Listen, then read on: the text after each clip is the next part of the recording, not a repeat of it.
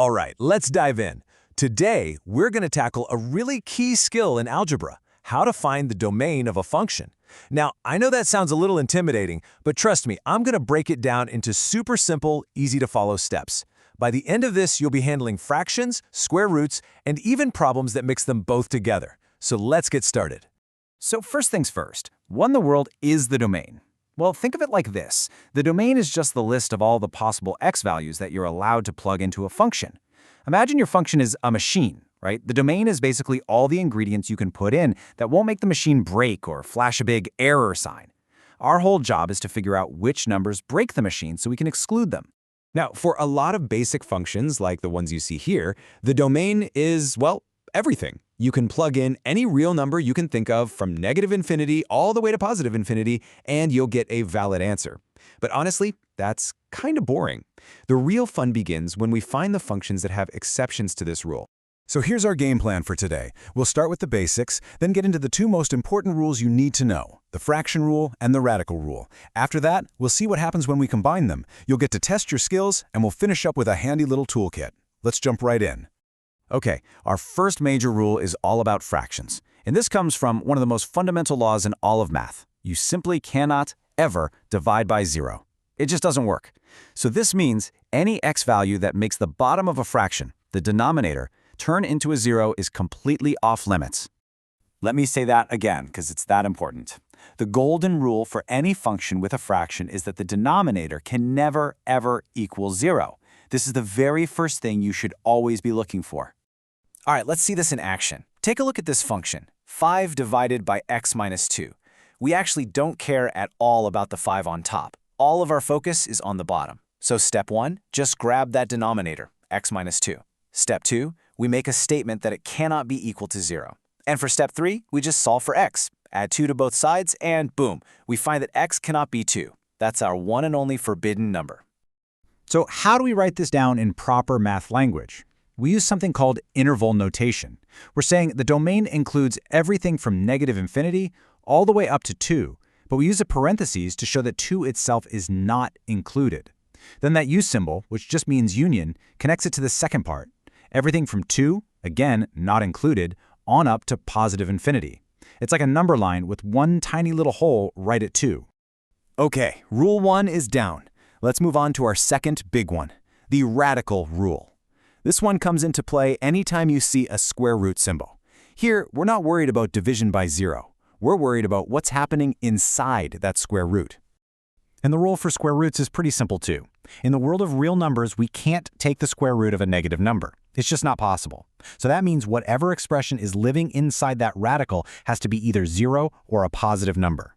Anything negative is a no-go. Let's try an example. The square root of x minus 4. The process is almost the same. Step 1, we grab the stuff from inside the radical, which is x minus 4. Step 2, we set up an inequality saying it has to be greater than or equal to 0. And step 3, just solve it. Add 4 to both sides and we get our rule. X has to be greater than or equal to 4. And check out the notation here. See that square bracket next to the 4? That's our way of saying that 4 itself is included in the domain. It's allowed. So our domain starts right at 4 and then goes on forever towards positive infinity. Okay, you've seen the fraction rule and you've seen the radical rule. Now it's time to face the final boss, functions that have both a fraction and a square root. It might look a little scary at first, but really, it's just doing our two rules one after the other. When you see a function like this, don't panic. Just break it into two mini problems. First, let's look at the numerator. We apply our radical rule. The inside, x minus 4, has to be greater than or equal to 0. That tells us x has to be greater than or equal to 4. Easy enough. Now, for the denominator. We apply our fraction rule. X squared minus 25 cannot equal 0. When we solve that, we find that x cannot be 5, and it also cannot be negative 5. And now for the most important step. We have to put our two results together. We need to find the numbers that make both conditions happy. The first rule says x has to be 4 or bigger. The second rule says x can't be 5 or negative 5. Well, if x has to be bigger than 4, then the not equal to negative 5 part is already taken care of, right? So we're left with just two conditions. X has to be greater than or equal to 4, and x cannot be 5. So, let's write out our final answer. The domain starts at 4. And we use a square bracket because 4 is allowed. It goes all the way up to 5, but we use a parentheses because we have to skip over 5. Then we use our union symbol to jump over 5 and continue on from 5 all the way to infinity. Okay, you've seen all the rules and how they work together. Now it's your turn to give it a shot. I'm going to pop a problem up on the screen. Go ahead and pause the explainer, work it out, and then hit play when you're ready to check your answer. First one for you, find the domain of 1 over x squared minus 9. This one is all about the fraction rule. Go for it. All right, how'd you do? The answer is x cannot be 3 or negative 3.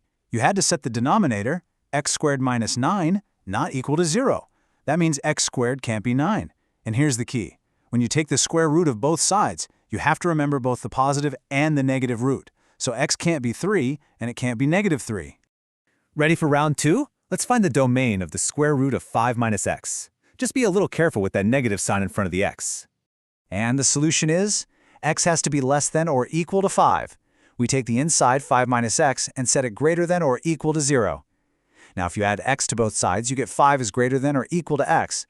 And if you just flip that around, it's the same as saying x is less than or equal to 5. In interval notation, that's everything from negative infinity up to and including 5. Fantastic work. You've really seen everything you need to solve these kinds of problems. So let's wrap it all up and put it into a quick and easy toolkit for you to remember. It really just boils down to this. If you see a fraction, you set the denominator not equal to 0. If you see a square root, you set the inside greater than or equal to 0. And when you're writing your answer, remember parentheses mean the number is not included, square brackets mean it is included, and the use symbol just connects the different pieces. And before we finish, here are a few pro tips. First, always scan the whole function, top and bottom, for both rules. Second, and this is a big one, if you ever see a square root in the denominator, the inside has to be strictly greater than 0. Think about it. It can't be negative because it's a square root, and it can't be 0 because it's in the denominator. And finally, if you ever get stuck, just draw a number line. It's honestly the best way to see what's going on. So you've totally got this now for fractions and square roots, but that kind of opens up new questions, doesn't it?